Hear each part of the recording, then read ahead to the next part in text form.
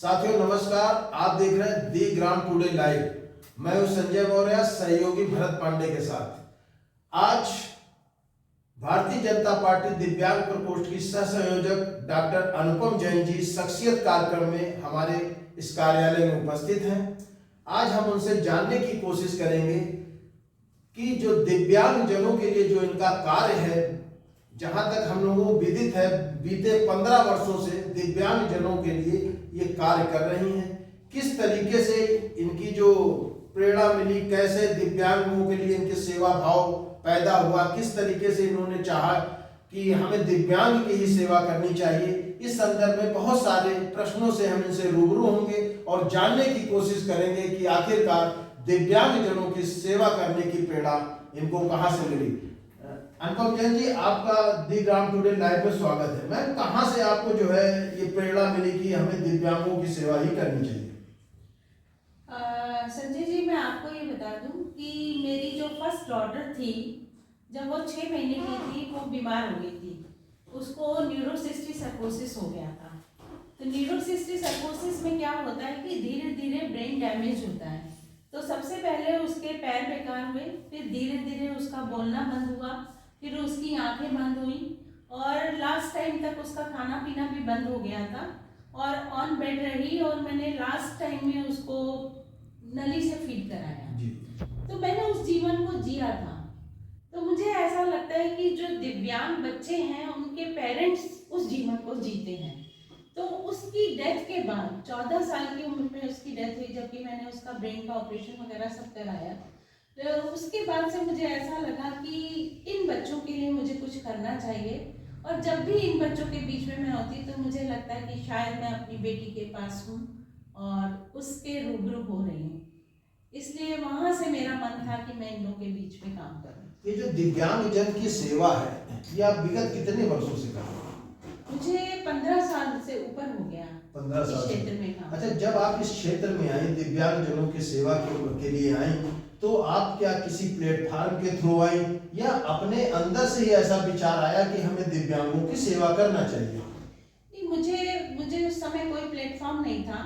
और मैं असल में नेचुरोपैथी और एक्यूप्रेशर से ट्रीटमेंट करती हूँ। तो मुझे ऐसा महसूस हुआ कि जब हम साधारण व्यक्ति पे, जब हम किसी बीमारी को लेकर के हम काम करते हैं, तो उसके बहुत अच्छे रिजल्ट्स आते हैं। वो व्यक्ति स्वस्थ हो जाता है, बीमारी ठीक कर सकते हैं। तो क्यों ना हम इस तरह के दिव्यांग, जिन बच्चों की लार टपकती है, जो थोड़े से मेंटली रिटार्डेड हैं या जिनके हाथ पैर टेढ़े हैं, पैरों में ताकत नहीं, खड़े नहीं हो पाते, तो ऐसे बच्चों पे अगर काम किया जाए तो शायद हमें कुछ रिजल्ट्स अच्छे मिले। और मैंने उन पे काम करना शुरू किया। और आपको बताएं कि मुझे काम करने के बाद एहसास हुआ कि शायद नेचुरोपैथी और एक्यूप्रेशर एक ऐसा उपाय है कि जो बिना दवा के इन बच्चों पे बहुत अच्छे रिजल्ट्स दे रहा था। जैसे सेप्टिसीमिया का पेशेंट है, उसकी बच्चे की लार टपकती है, तो इस तरह के बच्चों पे जब हमने मैग्नेट थेरेपी दी तो उन बच्चों की लार टपकनी बंद हो गई। और ऐसा एक उदाहरण भी है, यहाँ होम्योपैथी के एक डॉक्टर हैं, उसके फादर और उसके दादाजी भी होम्योपैथी के डॉक्टर हैं। जब मेरा दैनिक जागरण में इंटरव्यू निकला था, तो उसके बाद वो लोग उस बच्चे को लेकर के आए। उसकी लार टपकती थी और बच्चा बिल्कुल ही हाथ पैर उसके काम नहीं करते थे, वो बैठ भी नहीं पाता था, कुछ नहीं कर पाता था। तो जब हमने उसका ट्रीटमेंट दिया तो आफ्टर 3 मंथ्स हमें इतने अच्छे रिजल्ट्स मिले कि उसकी लार टपकना बंद हो गई, वो पकड़ के टेबल पकड़ के खड़ा होने लगा, अपनी मदर को पहचानने लगा। तो इस तरह से बहुत अच्छे रिजल्ट्स इसमें आते हैं। और साथ साथ मुझे मौका भी मिलता है कि मैं उन दिव्यांग बच्चों को मोटिवेट कर सकती हूँ, उनके पेरेंट्स से मुलाकात होती है, उनके पेरेंट्स कैसे उनके लिए अच्छा कर सकते हैं। बहुत सारी चीज़ें मुझे उस प्लेटफॉर्म पे करने को मिलती हैं। कहीं ना कहीं हम ये माने कि नेचुरोपैथी ने भी इस सोशल कार्य में आपको आगे बढ़ाने में अहम रोल अदा किया। हाँ, ऐसा तो जरूर माना जा सकता है। जी जी। अच्छा, जैसे आप दिव्यांग में आई, इस प्लेटफार्म पे आई, दिव्यांगों की सेवा करने लगी, तो बहुत सारे प्लेटफार्मों की निगाह भी आप पे आई होगी कि क्यों ना हम मैम को अपनी तरफ करें और ये जो दिव्यांग की जो सेवा, उसमें हम भी जो है उनके सहभागी बने। ऐसे भी दौर आपको देखने को मिले होंगे। हाँ संजय जी, ऐसा हुआ कि जब मैं दिव्यांगों के ट्रीटमेंट कर रही थी और इन सब परिवारों से मिल रही थी, तो मेरा ये मन होता था कि जब समाज में हमारे बच्चे करते हैं या हम लोग जब समाज के सारे कार्य करते हैं, तो इस तरह के बच्चों को भी समाज की मुख्य धारा में जोड़ा जाए। जैसे मैंने सबसे पहले योगा का कार्यक्रम कराया, तो योगा का कार्यक्रम कराने में मैंने दिव्यांगों को भी शामिल किया। जैसे कहीं पार्क में स्वतंत्रता दिवस मनाया तो मैंने दिव्यांगों को इनवाइट किया, तो उस तरह से दिव्यांग आए, उनके बीच में बैठे, उनसे बातचीत हुई, और उनको जब इस तरह का प्लेटफॉर्म मिला तो एक बच्ची ऐसी आई जो कि बहुत अच्छा गाना गाती थी। पहले दिन आई तो मैंने कहा भाई मैं दिव्यांग दिवस पे कार्यक्रम करने जा रही हूँ, तो तुम क्या करोगी? बोले मैं गाना गाऊंगी। तो पहले दिन मैंने कहा अच्छा पहले सुनाओ। उसने 2 लाइन उसको आती थी, उसने 2 लाइन सुनाई। तो मैंने कहा देखो अगर तुम कल पूरा गाना तैयार करके आओगी तो मैं तुम्हारा मंच पे कराऊंगी। और आपको यकीन नहीं आएगा, इन बच्चों में इतनी क्षमता होती है, कुछ ना कुछ टैलेंट ऐसा होता है कि गॉड गिफ्टेड होता है। गॉड गिफ्टेड होता है। नेक्स्ट डे वो जब आई है उसने मुझे पूरा गाना सुनाया और इतना अच्छा गाया, उस बच्चे ने मंच पे गाना गाया।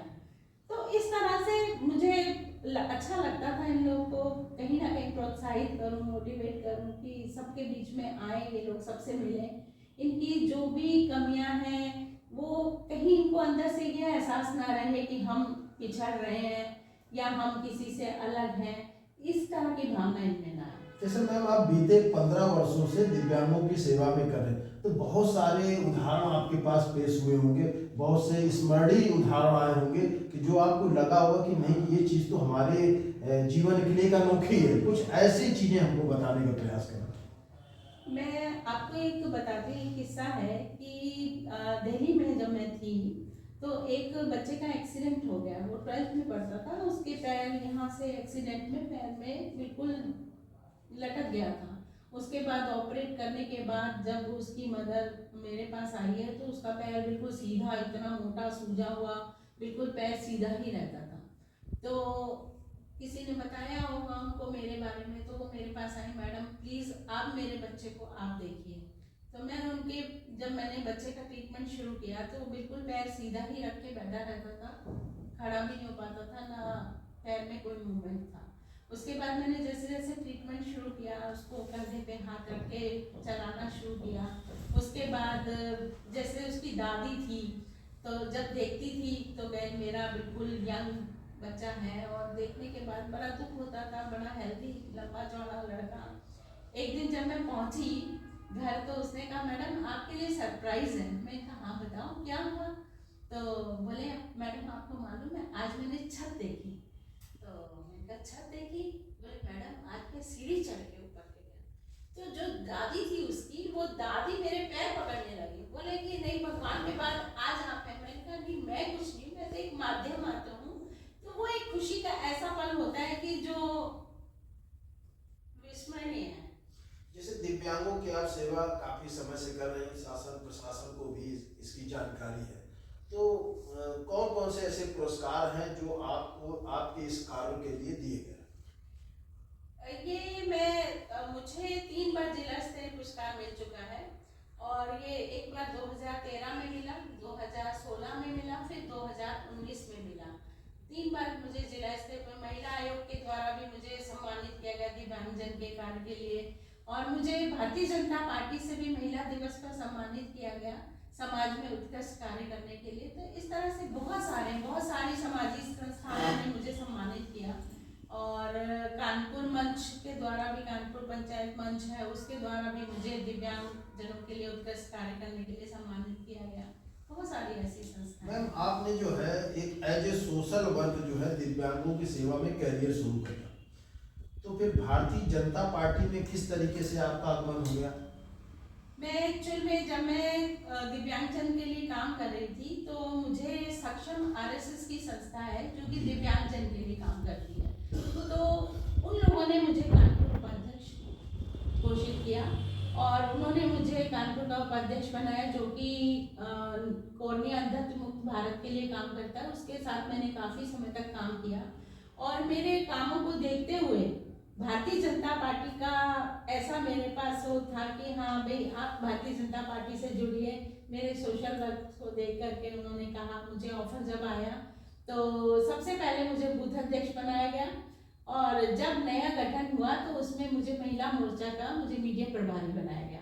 मैं भारतीय जनता पार्टी से जुड़ने का मेरा एक मकसद था। माननीय मोदी जी का कहना था कि बहुत सारी उन्होंने विकलांगों शब्द से दिव्यांग शब्द दिया कि कुछ ना कुछ इनमें दिव्य शक्ति है। तो जब उनकी ऐसी भावना थी तो मुझे बड़ा अच्छा अंदर से लगा कि मैं भारतीय जनता पार्टी के प्लेटफॉर्म से शायद इनके लिए बहुत अच्छा कर पाऊँ, क्योंकि इन लोगों के बीच में रहने के बाद मुझे ऐसा लगता था कि शायद कहीं ना कहीं ऐसी कमी है कि जो योजनाएं सरकार इन तक दे रही है, इनको पहुंचाना चाहिए, वो इन तक शायद नहीं पहुंच पा रही है, क्योंकि कुछ तो शिक्षा का अभाव है, कुछ ये लोग पहुंच नहीं पाते वहां तक, और इनको ये भी मालूम नहीं है कि इस योजना में क्या कागज लगेंगे, किस तरह का। तो इनकी कहीं ना कहीं मदद करने का मेरा मन था, इसी वजह से मैं इससे जुड़ी। दिव्यांगों के लिए जो आज प्रेजेंट में कौन कौन सी योजनाएं चल रही हैं जो उनके लिए लाभकारी है? आपको बताएं संजय जी, सबसे बड़ी तो योजना इनको पेंशन मिल रही है, जो कि 500 रुपये मिलती थी, अब इस समय 1000 रुपये पेंशन कर दी गई है। और इनको विवाह करने पे दिव्यांग अगर दिव्यांग से शादी करता है तो महिला को भी पैसा मिलता है और पुरुष को भी पैसा मिलता है। रोजगार के लिए अब आप समझिए बीआरसी इतनी अच्छी उसके लिए रोजगार के लिए योजना है कि अगर कोई भी दिव्यांग ट्रेनिंग लेता है बीआरसी के माध्यम से तो उसको 2500 रुपये महीना का स्टाइफंड भी मिल रहा है, और उसके बाद वो अपना काम भी शुरू कर सकता है, एमएसएमई से लोन ले सकता है। तो दिव्यांगों के लिए, और प्रधानमंत्री आवास में भी उसके लिए है कि उसको ज़्यादा से ज़्यादा सुविधा दी जाए, जल्दी से जल्दी उसको आवास मिले, उसमें भी प्रायोरिटी। अगर हम आवास की बात करें तो आवास का क्या क्राइटेरिया निर्धारित किया गया दिव्यांगों के लिए? देखिए, सरकारी नौकरी में, प्राइवेट नौकरी में, चाहे कहीं भी है, इस तरह 4% का इनका आरक्षण है। ये क्या आवास में भी है ऐसे? आवास में हम कह सकते हैं कि इनको प्रायोरिटी पे दिया जाता है, दिव्यांग जन का ध्यान रखा जाता है और इनको प्रायोरिटी पे आवास दिया जाता है। मैम, आप बीते 15 वर्षों से दिव्यांग जन की सेवा में लगी हैं, तो कौन कौन से कार्यक्रम आपके माध्यम से दिव्यांगों के लिए किए जा चुके हैं अभी तक?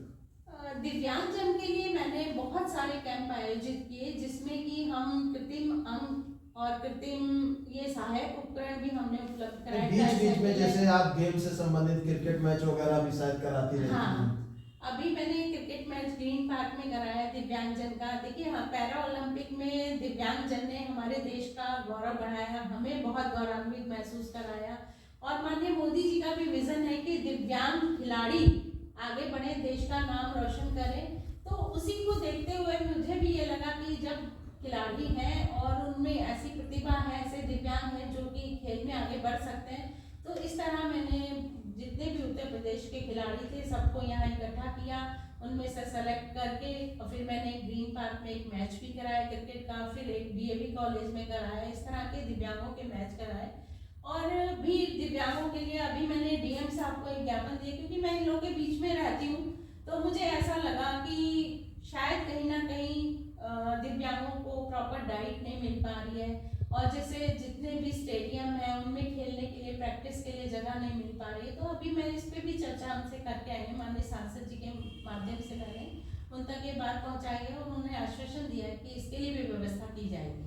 मैम, आप 15 वर्षों से वर्क को कर रही हैं, तो 15 वर्ष में कुछ ऐसे मोटिवेशनल वर्क रहे होंगे जो कि आज भी आपको याद होंगे, तो उसमें कोई ऐसा वाकया बताइए हमारे चैनल के माध्यम से दर्शकों को।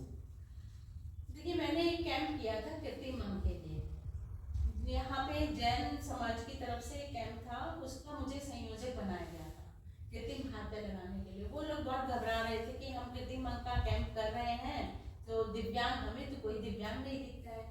तो मैंने कहा ऐसा नहीं है, जब आप करेंगे तो आपको नजर आएंगे, और आपको यकीन नहीं आएगा, जब हमने कैंप रजिस्ट्रेशन किया तो हमारे 361 दिव्यांगजन को कृत्रिम हाथ पैर, कैलिपर और ये सब हम लोगों ने उपलब्ध कराए। और आपको यकीन नहीं आएगा कि मेरे मन में ऐसा आया कि समाज में तो है ही है, यहाँ पे हमारे कानपुर में है ही है, शायद जिला कारागार में भी इस तरह के दिव्यांग होंगे कि जिसको हाथ पैर की जरूरत हो, कैलिपर की जरूरत हो। तो मैंने जेल अधीक्षक को फोन किया। अच्छा, जिला कारागार में भी आपके माध्यम से कार्य किया गया? जी जी, तो मैंने उनको फोन किया, मैंने कहा सर आपके यहाँ भी कोई अगर दिव्यांग है तो हम लोग कैंप कर रहे हैं, तो क्यों ना उन तक भी ये सुविधा पहुंचे। तो उन्होंने बताया, तो हम लोगों ने 16 दिव्यांग ऐसे थे जिनको की कैलिपर, कृत्रिम हाथ पैर की आवश्यकता थी, तो हम लोगों ने वहाँ जिला कारागार में भी कृत्रिम हाथ पैर लगवाए और फिर वहाँ मैंने देखा व्हील चेयर की आवश्यकता थी, हमने 5 व्हील चेयर, वॉकर, ये सब उपलब्ध कराया। मैम जैसा कि हमको मालूम है कि आप दिव्यांगों की सेवा करते करते एक ऐसी प्रेरणा मिली आपको कि आपके निर्देशन में एक जो है दिव्यांगों के लिए कृत्रिम अंग लगाने की भी एक जो है संस्था आपने खोल रखी है, मतलब आपके निर्देशन में चल रही है। तो ये प्रेरणा कैसी हुई और किस तरीके से जो आपके निर्देशन में चल रही है उसमें काम कैसा चल रहा है? संजय जी, आपको बताएं कि जब हमने कृत्रिम हाथ पैर का कैलिपर का कैंप लगाया, उसके बाद से मुझे ऐसा लगा कि शायद अभी उत्तर प्रदेश में बहुत सारे दिव्यांग ऐसे हैं कि जिनको इस चीज़ की आवश्यकता है। तो जयपुर जाते हैं लोग, वहाँ हमारा दिव्यांग जाता है, ठहरने की दिक्कत, वहाँ जाने की दिक्कत, तो क्यों ना हमारे शहर में इस तरह का एक सेंटर हो कि जो यहाँ पूरे उत्तर प्रदेश के दिव्यांग यहाँ से सुविधा को ले पाए। तो मैं तभी से उनके संपर्क में थी और मैंने प्रयास किया और वो प्रयास में मुझे सफलता मिली और अभी 1-1.5 महीने से यहाँ पे सेंटर शुरू हो गया है, जिसमें कि क्या मैम रिस्पांस मिल रहा है उसका?